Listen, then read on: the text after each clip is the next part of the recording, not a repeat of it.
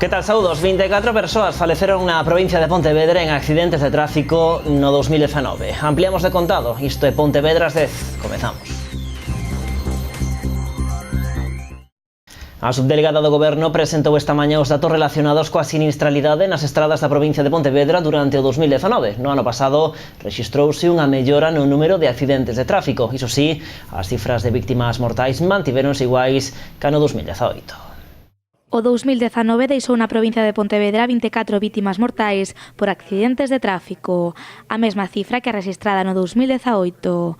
Este dato supón unha reducción do 50% no número de falecidos na última década. De las 24 víctimas mortales en las carreteras de la provincia, hemos de destacar que el primer semestre, al igual que ocurrió en Galicia, concentra la mayor parte de ellos. Fueron 15 de las 24 víctimas mortales las que se produjeron en el primer semestre del año. O dato máis positivo acadado no 2019 foi a reducción no número de accidentes de tráfico, conseguindo registrar ata un 11% menos que no ano anterior. En canto ao tipo de vías nos que se produciron, destacan sobre todo as interurbanas. Por idades, o dado máis significativo é o incremento no número de falecidos entre os 15 e 24 anos. Se ha producido un incremento en el número de fallecidos en la franja de edad comprendida entre los 15 y los 24 años, un 25%. Destacar, para explicar este dato, que el accidente mortal de fecha 29 de mayo de 2019 en la AP9 supuso el fallecimiento de 3 jóvenes de 17 años. As distraccións ao volante e o exceso de velocidade seguen a ser as principais causas dos accidentes mortais. Por iso, dende a subdelegación, continúan insistindo na importancia de respetar as normas de tráfico. Ninguna llamada, ningún WhatsApp, ningún mensaje puede ser atendido cuando se conduce un vehículo a motor.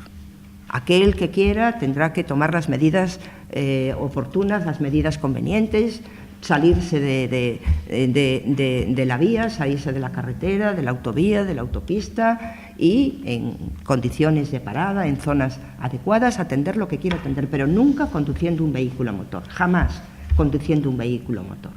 Y vuelvo a insistir, ninguna llamada, ningún mensaje, ningún WhatsApp valen más que el riesgo de perder una vida. A subdelegada do Goberno presentou tamén os datos acadados no 2019 nos distintos controis de drogas e alcohol. Nas máis de 4.600 probas de control preventivo de drogas realizadas, rexistrouse un 41% de positivos. Nas de alcohol o dato foi de 1,7%. Los humanos solo utilizamos el 10% de nuestra capacidad cerebral. ¿Sabías que tras el estudio olvidamos más cosas las primeras 24 horas que los siguientes 30 días?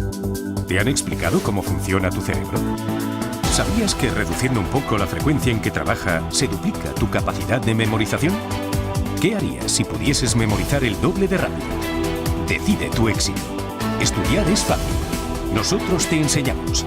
Instituto de Neurociencia y Alto Rendimiento. Reserva tu plaza.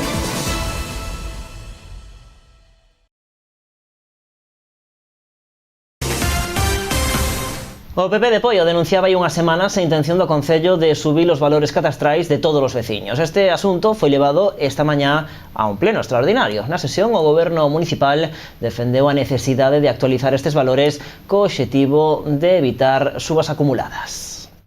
A xornada de hoxe comezou forte para a Corporación Municipal de Poio. Ás 9:15 da mañá puñase en marcha este pleno extraordinario. O motivo a moción presentada polo Partido Popular tras coñecer a intención do Concello de actualizar os valores catastrais. Os populares acusaron ao Goberno local de falta de transparencia e de espolio fiscal ao solicitar esta revisión ao Ministerio de Facenda sen informar antes aos veciños. Esta actualización de valores catastrais que fan os 3 alcaldes, as escondidas, lle pediron a ministra Montero. E a señora Montero o único que fai é coller un escrito dos 3 alcaldes que din que queren actualizar os valores catastrais e dicir, ok, e o publica no BOE. E o firma Pedro Sánchez. Que tipo de democracia é a que queredes traer aquí? Que tipo de transparencia é a que queredes usar aquí? A de Farruco VI, os amigos Chávez e Maduro de Venezuela que veu por aquí polo Concello, esta de non informar nin a oposición, nin os veciños, de subir as agachados os impuestos. Isto é unha vergüenza e un espolio fiscal, insisto. O Concello de Poio entende que esta actualización dos valores catastrais é necesaria e defende que de non ser así, habería subas acumuladas nos vindeiros anos. Todos os concellos en xeral van revisando de maneira anual ou cada X anos esa revisión para que as cousas se actualicen e non haxa despois un desfase grande con respecto aos anos anteriores. É dicir, que se botan moitos anos sin revisarlo, ao final eso ten un desfase e ao final é peor para o cidadano, pero porque hai unha revisión de golpe durante moitos anos e iso supón un perxuicio maior.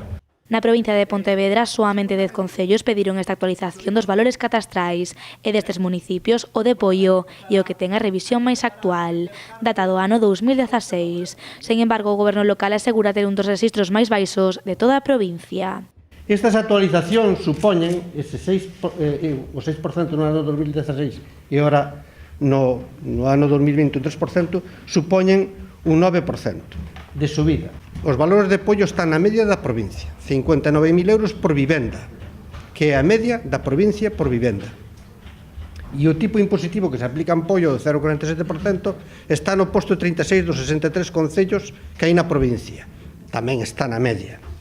Entonces, o que vostede están facendo con esta historia de que en Poio se sube espectacularmente non é verdade. Eso se fai no resto dos concellos non da provincia de Pontevedra, senón de todo o Estado. A tensión estivo presente durante toda a sesión plenaria, en especial cando o Partido Popular acusou ao goberno municipal de subir os seus soldos ao mesmo tempo que suben o IBI e as plusvalías. O BNG anunciou esta mañá as iniciativas que vai presentar no Parlamento de Galicia nesta recta final da legislatura. A prioridade dos nacionalistas será a defensa dos servizos públicos, centrándose en especial na sanidade. O deputado nacionalista Luís Bará presentou esta mañá en rolda de prensa os asuntos que trasladará ao Parlamento galego nesta recta final da legislatura. Tras os resultados das últimas eleccións xerais, o portavoz do Bloque Nacionalista Galego asegura que o seu partido está máis reforzado ca nunca para afrontar este novo período. Cambia completamente o papel, a presencia e o protagonismo de Galiza como comunidade política en Madrid, pasando desa irrelevancia, dese ninguneo, a un papel de recoñecemento e de protagonismo. E isto foi pola capacidade, pola habilidade tamén que tivo o BNG por xogar as súas bazas, as súas cartas na negociación co PSOE para a investidura. A defensa dos servizos públicos será unha das prioridades do BNG para esta recta final. Os nacionalistas denuncian a crise e o deterioro que está a sufrir a sanidade pública, así como a presión e o estrés ao que están sometidos os facultativos de atención primaria. Este deterioro, esta degradación do servizo vese tamén en cousas que non pasaban ata hai pouco tempo, como os increíbles retrasos nas citas en atención primaria e en pediatría que chegan a superar as 2 semanas. O cal fai, por unha parte, que unha parte dos pacientes vayan a outros servizos, fundamentalmente que sobrecarguen os servizos dos PACs e das urxencias, e tamén estamos detectando un desvío cada vez maior cara á sanidade privada. A dragase do Lérez será outro dos temas que trasladará o BNG ao Parlamento. Os nacionalistas propoñen a posibilidade de tratar en terra os materiais máis tóxicos. Retirar e tratar en terra eses lodos que poden ser máis problemáticos, que poden ser incluso tóxicos, que teñen que ver con vertidos industriais e vertidos urbanos, e que, dado o rexeitamento que hai por parte do sector do mar a que sexan depositados na ría ou na boca da ría, pois pensamos que, ainda que sexa máis costoso, paga a pena avaliar, estudar e investir na súa retirada cara a terra e tamén no seu tratamento nas plantas de tratamento de lodos industriais, de residuos industriais que hai no país, non? A pregunta de se volver a ser candidato a Xunta pola provincia de Pontevedra, Luís Bará respondeu que a él sí lle gustaría continuar na nova etapa, pero que é unha decisión que debe tomar a organización. Pola súa banda, Ana Pontón será proclamada este domingo como candidata do BNG á presidencia do Executivo galego. E máis cousas, o PP de Pontevedra insta o Concello a modificar o proxecto do skatepark da Xunqueira. O motivo, incumprimento dos parámetros marcados polo Comité Nacional para albergar torneos a nivel internacional. Ademais, o edil Guille Juncal pide a Tino Fernández que se reúna dunha vez cos membros da Asociación de Skate da cidade. Lo que vamos a hacer es que tengamos un gasto de más de medio millón de euros, en los que el concejal Ubiña decía que era la florinata del skateboarding de toda España, pues va a resultar que va a ser una instalación que no va a cumplir ni siquiera los requisitos mínimos del Comité Nacional, ¿no? No mes de marzo, o Concello de Pontevedra presentaba o proxecto definitiva para o skatepark da Xunqueira. Naquel momento, todas as partes, tanto o goberno municipal como os membros da Asociación de Skate da cidade, estaban de acordo co novo equipamento. Sen embargo, tal e como asegurou esta mañá Guille Juncal, o Comité Nacional de Skateboarding publicou recentemente novas directrices coas que non cumpriría este espazo. Ademais, o concelleiro popular lamenta que Tino Fernández non reciba estes deportistas e non se sente a falar con eles sobre as melloras que se deberían realizar no proxecto.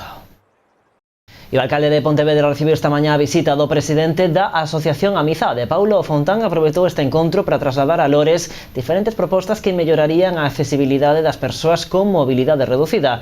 Entre elas, eliminar a medida incluída no borrador da ordenanza de mobilidade sobre a limitación temporal do uso das prazas de estacionamento. O alcalde comprometíase así esta mañá co colectivo pontevedrés. É certo que non fixemos unha consulta ao movimento asociativo previo a expoñer a ordenanza, porque entendemos que a cousa máis gorda ten que ver coa normativa e ten que ver tamén, pero que obviamente agora sí se vai a expoñer ao público e vai a estar durante un mes exposto ao público, creo máis ou menos, e aí é onde as deficiencias que poidan haber, ou en todo caso as aportacións que se poidan facer, que sean asumibles e razonables, pois as integraremos dentro da redacción definitiva. Así chegamos ao remate deste Pontevedras desde hoxe. A actualidade continúa en canalriasbaixas.com e tamén nas nosas redes sociais. De contado chega a información do tempo. Nos volvemos mañá. Pasemos a noite. Adeus.